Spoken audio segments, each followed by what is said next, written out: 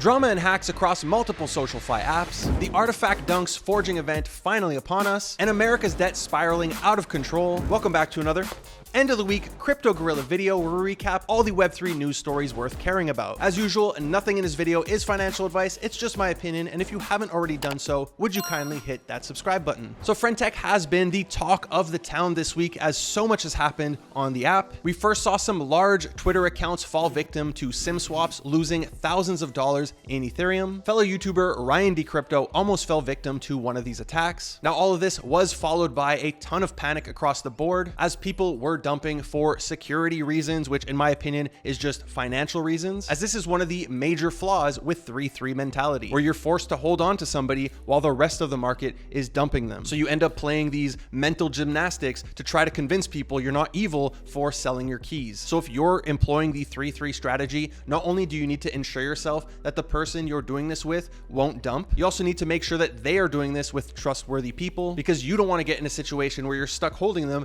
and everybody else is selling them and the price of your portfolio is tanking. Now, beyond the hacks, there was also drama with a few characters in the space. We first had this Emily person who was doing 3-3 with a ton of people, myself included. Her price went up to a whopping 1.4 Ethereum, and overnight while I was fast asleep, she ended up dumping her portfolio and went from 1.4 to sub 0.1. Now, we also had Hanwee who dumped 100 of his keys. He was deploying some farming strategy. He's promised to share his airdrop with all of his holders. So a ton of people were upset on crypto Twitter. However, the biggest news for Friendtech this week was, of course, MachiBigBrother finally joining the platform. He managed to get roughly 1,000 people to join a Twitter space for almost 2 hours, waiting for him to launch his profile. When he finally did, he swept 100 of his own keys for over 21 Ethereum, which caused his price to open at a whopping 3.5 ETH. Now, Friendtech wasn't the only SocialFi platform to get some spotlight. We also had a bunch of people writing super bullish threads on Stars Arena and plugging in their referral link at the end. And the platform did manage to get 1 million TVL before there was an unfortunate hack. Now, while the UI for Stars Arena is better than Friendtech,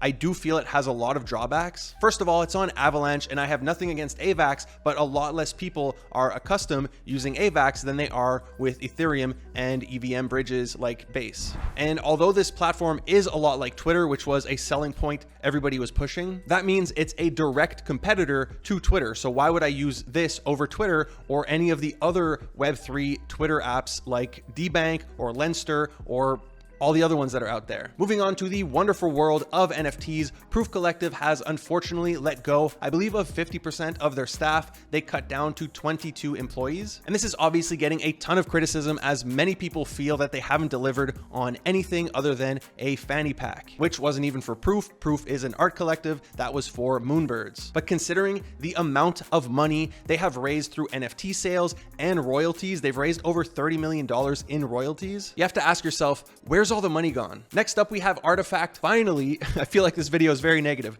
RTFKT is finally doing their forging event for their dunks, which were originally introduced in the monolith back in April of 2022. So this has been a long time coming. Of course, just like anything else, there was some drama on crypto Twitter, as some people are complaining that you have to pay for these. It's $222, which I feel is a lot more reasonable than some of their previous drops. Even this Murakami hoodie costing me like $300, which I'll be the first to admit I overpaid for a hoodie.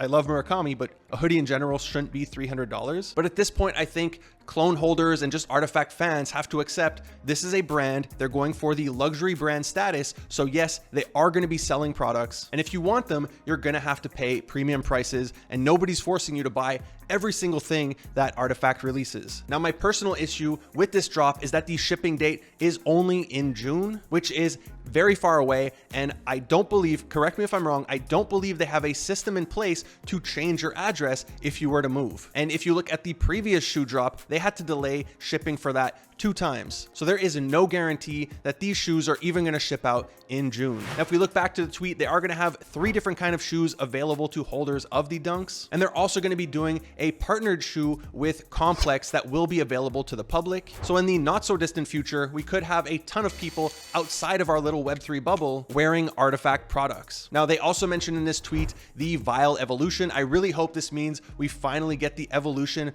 of our digital shoes shoes, which was teased in this video over a year ago. Next up, we got a teaser of a brand new product out of Pudgy Penguins, and it does seem that they are getting into food products, which I don't know why it makes me think of Mr. Beast Feastables. So Pudgy Penguins is going to be selling cookies. They are going to come in packs of 12 unique flavors. Next up, it seems that Memecoin is getting closer and closer as Memeland has closed the Memecoin waitlist game. And as seen on this image, the fire sale is about to happen, which of course is the pre-sale for Memecoin. Now, in a recent AMA in their Discord, they did say that their target date for Memecoin is during the month of October. It's not guaranteed. However, this would be an amazing liquidity add for captains holders, which I'm very excited about because I still hold 5 of these. Moving into crypto news, XRP had some positive price movement as the courts have rejected the SEC's appeal to overturn the previous decision that XRP is not a security. Now, while the entirety of the case is still ongoing, it's definitely good to know that the courts are still on our side. Next up, users of the Orbiter bridge were given a scare as there were claims that there were missing transactions as well as some issues going on with the Discord. Now, Orbiter has addressed this in a tweet saying that they have messaged Discord to figure out what's going on. Unfortunately, it doesn't seem like it's going to be resolved, but the good news here is it doesn't seem like this is a rug and everybody's funds are safe, which is great news because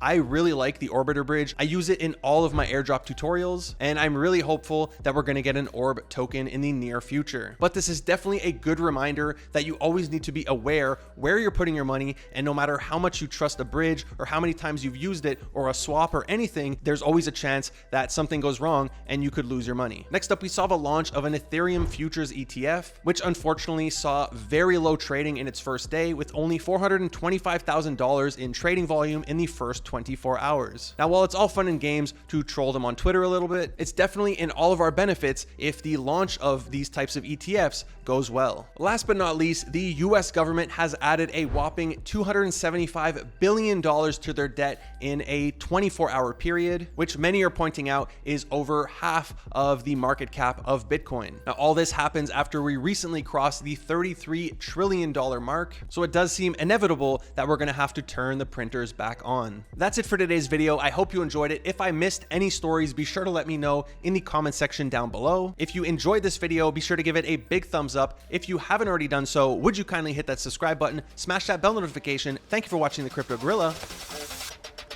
Peace.